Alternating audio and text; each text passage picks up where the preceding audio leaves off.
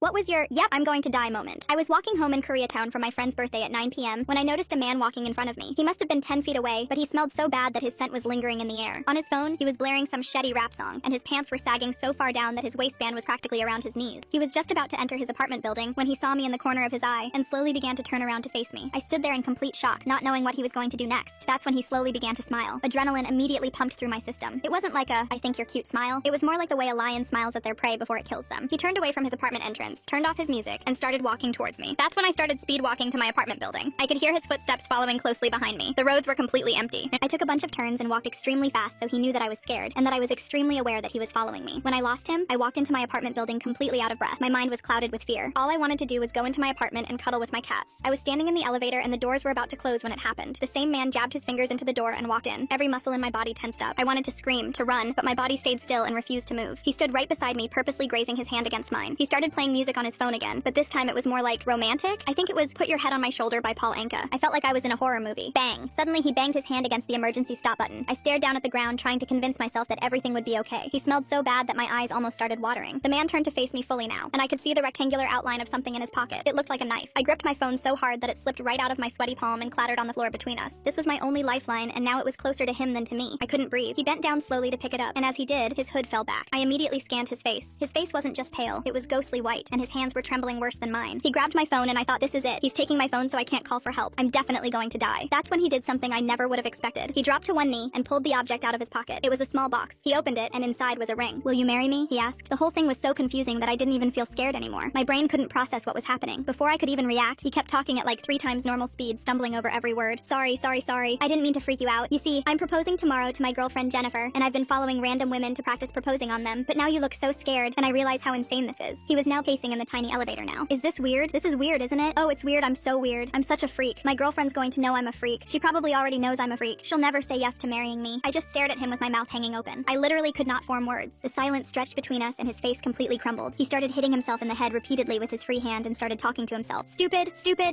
Of course it's weird. Following women into elevators? What is wrong with you? Each hit made a horrible thud sound. I reached for the elevator button, just wanting this nightmare to end, just wanting to escape this insane situation. Please stop hitting yourself, I whispered. He froze mid-hit. Sorry, is that weird too? That's weird too, isn't it? I pressed floor 14 when he wasn't looking, the one I lived on. The elevator started moving again. He was too deep into his mental breakdown to notice. When I reached my floor, I ran to my apartment and locked the door. I'm definitely taking the stairs from now on. They're better for glutes anyway.